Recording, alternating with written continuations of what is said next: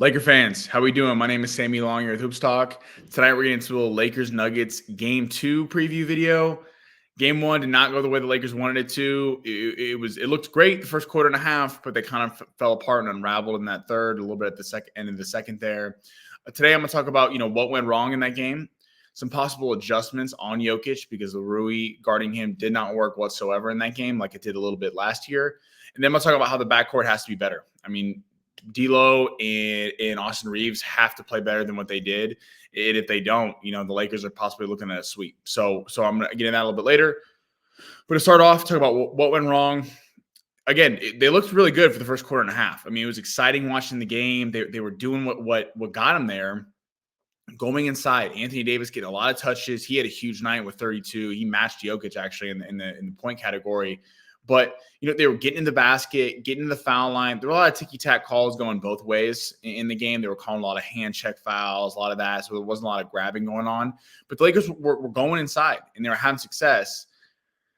And then the middle of the second quarter, about 5 minutes to go, they hit a couple shots, and the Lakers just started jacking up threes. I mean, they got away from what they were doing well, which was going inside, pounding the rock. And then it started the Nuggets started hitting threes. And then it was just we're going to start shooting threes, especially in the third, because they came out, the Nuggets go on that run in the second. LeBron hits the great 3-pointer to give you a little something going in a half up 3. And the Lakers just come out firing them up, and getting completely away from what they had done before. I thought Darvin Ham completely mismanaged the game. I mean, he called a timeout and the Lakers went on a 12-0 run. Then he's letting, he lets the Nuggets come all the way back. No timeout. Then lets them go on another run in the third. No timeout. I mean, Darvin Ham, your job is to stop the momentum, especially on the road. If we're at home and you want to say, I want to let them figure it out, I get it.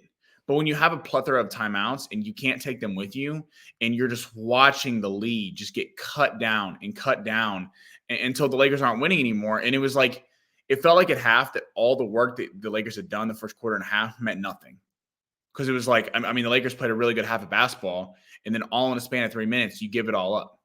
And this is what we talked about in the previous videos. Alan talked about it. I talked about it in the preview videos. I mean, when they go on these runs, the Nuggets, which they will because they're a really good basketball team, you can't crumble when that happens. You have to be able to kind of withstand it, and especially on the road when the crowd's getting into it. And up until that point, the crowd really didn't have much to cheer for because the Nuggets weren't hitting shots. The Lakers were getting after them defensively.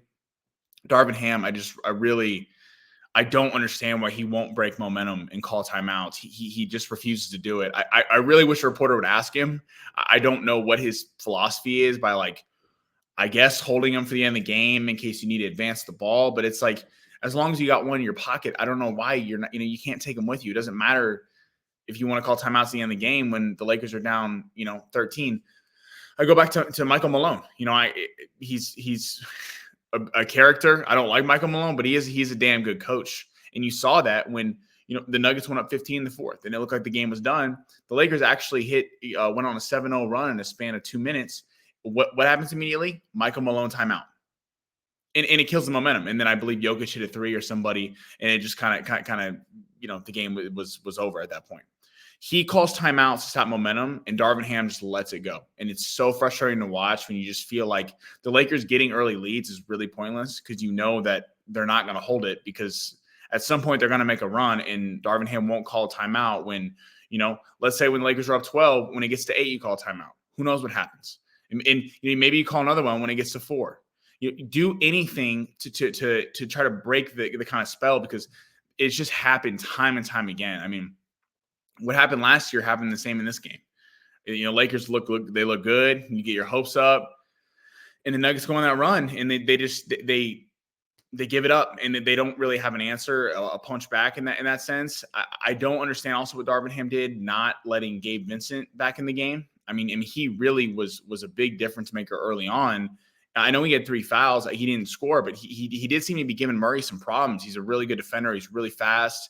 And I just would have liked to see more of him. He only got 8 minutes in the game. And I just think that was a major mistake considering the struggles that D'Angelo Russell and Austin Reeves were having with a combined 26 points, 13 each. I mean, D'Lo, 6 of 20. We'll get into the backcourt a little bit later. But I don't understand why he didn't really go to the bench. Torian Prince had 11 off the bench, so he had a decent night, but it wasn't working, and he's got to figure something out because you signed Gabe Vincent, and in the offseason, it seemed like Gabe Vincent was kind of the answer to the Nuggets, and he did seem to have a few answers early on. I know he had the 3 fouls, but a couple of those were really ticky-tack, especially the one where he reached in on the rebound. I don't understand, certainly when on the third quarter on the run, when, who cares that Gabe Vincent has 3 fouls, put him in the game. If he fouls out, he fouls out. Who cares? But, what you were doing wasn't working. So I just don't understand it. Talking about who the Lakers had on Jokic, they had Rui. And I talked about this in the last preview video. I'm not going to kill Darvin for that. I thought that would be an interesting matchup because he did have some success last year in the Western Conference guarding him. At times kind of gave Jokic some problems. He didn't in this game. The Nuggets, you could tell, were clearly ready for it. They studied last year's tape, knew that the Lakers were going to try it to see if they could still have some success. He's just too big. He's too big for him, and it's not Rui's fault. And it sucks because Rui only had 7 points, 2 of 4 shooting, and with the early fouls that he got guarding Jokic, it kind of just took him out of the game for large portions. Could never find a rhythm, and you need a guy like Rui to score, especially when D'Lo and Austin Reeves are not really giving you anything. You need, that wing threat. He can kind of be the Lakers' Michael Porter Jr. in terms of size and scoring ability on the Lakers end. Now, the Lakers did get some possible positive news. It looks like Christian Wood might come back for Game 3. That would be excellent. It just, even to give some foul calls, I really think you got to deploy Jackson Hayes on him at times in this game. I like what Ham did in the sense of, let's not have AD guard him early because we don't want to get AD in foul trouble. I agree with that. But I think you got to have Jackson Hayes in if you want to switch Rui on every now and then for a little bit of different look, I'm with it, but not early and not getting in foul trouble. If Jackson Hayes gets in foul trouble, so be it. He's just kind of an added piece off the bench, and he does bring a lot of energy. He does have the size, and he adds a little scoring sometimes down low. If Christian Wood comes back, it'd be interesting. That's another body to possibly give some foul calls. Then you could really try to get after Jokic and frustrate him a little bit and just have Rui purely as a wing, which I think is what he needs to do. But they got to do something because obviously he's a great player. He's going to get his. I mean, he's unbelievable with it. He's an excellent shooter, and he's so big that when you put a huge center on him, he's too fast for him and shifty. But then when you put like a guy like Rui on him, smaller than him, he just bullies him down. And there's not really a total answer, but you have to limit it. And doing Rui on him is not going to work. So they can't just keep going to it for the next 3 games, or otherwise it'll be ugly, just like it was the other night. Getting it into the last point, backcourt has to be better. I mean, it was frustrating watching. D'Lo had some success early on, and it was kind of exciting. It was like, okay, D'Lo's getting in a rhythm. He's kind of giving him the revenge tour a little bit, and then it just fell off the map. I mean, at one point, D'Lo and AD. I know AD's not the backcourt, and AD had a good game, but they were 0 of 9 for 3. I mean, that's 9 shots, 9 possessions. That's not going to go into Denver and win. I think the momentum of the game really flipped when D'Angelo Russell missed that layup off the LeBron feed. And then the Nuggets hit a 3 down the other end. That was kind of like, the Lakers were hanging with them, and you missed an easy bunny, and the Nuggets have been on a run. That was kind of an opportunity to possibly get some momentum back, and they just didn't take advantage of it. And then the Nuggets get a 3 and a 5-point swing. That was just a tough break. And I'm not going to sit here. I know some fans are like, I'm going to kill D'Lo for having 20 shots a game. I'm not going to. I think D'Lo needs to keep shooting because he does have to play well. We saw what happened when he doesn't. The Lakers don't win. I understand some of the frustrating of he's not making them, why you keep jacking him up. I have more problem with the shot selection. When the 3 is not hitting early, when the 3 is not hitting throughout the game and you just keep throwing them up there, that's a problem.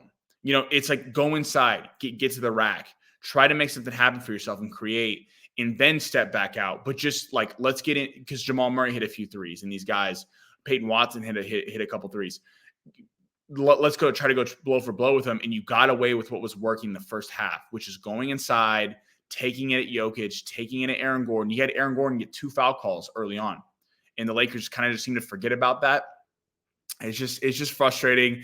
Reeves got to be more aggressive. I mean, looking here, he only took 9 shots He was 5 for 9, but wasn't much of an impact. He was really having trouble defensively. And, again, a guy like Austin Reeves has to be scoring because we know his liabilities defensively. If he's going to be a liability defensively, just play Gabe Vincent because, Gabe Vincent can score and he's a great defender. He gave Murray problems. I don't know why Ham took him out. I think I do expect Reeves and D'Lo to be better in game 2. I think that they will get it going, especially they'll be better at home in game 3 and 4. But it's so crucial the Lakers get this game 2.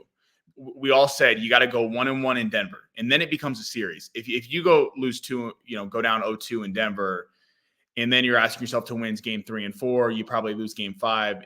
That's a best case scenario. And then you got to go win 2 games, game 6 and game 7. They got to get this game, send it back to LA 1-1. Then I think it can become a series. The one encouraging thing I did see from this game, the Lakers were playing with them. They didn't look completely overmatched. The first quarter and a half, they looked like the way better team. They looked calmer, which is surprising because Denver kind of has that championship DNA. But they got it. You got to come out and get this game. They got to play this as like it's a playing game because that's too much to ask to go down 0-2. And you need that to get over that psychological hump. I mean, of having so many of these games in your grasp and just letting it slip through is just it's agonizing to watch. It's tough from a fan's perspective. You're thinking so many little things could have gone right, gone the other way, and maybe we're looking at a different Laker result. But they got to get this one Monday night, huge game. Hopefully they can take it back to LA. Then if they get game 2, I think it will become a series because then the Lakers kind of get over that psychological hump and can really kind of even it and go, okay, we're restarting this at 1-1. Got to come out with energy. Guards got to shoot it better. I think Gabe Vincent needs more minutes, and hopefully they can do something to Jokic that's not what they did with Rui the whole time because that just wasn't working. And I love the aggressiveness that AD was in that game. He needs to keep that up because that's the only shot for the Lakers to win. I appreciate you guys tuning in. Alan will be doing the postgame show tomorrow night. I'll be doing the comments in the background, and hopefully Lakers can pull this one out. Thank you guys. Appreciate it.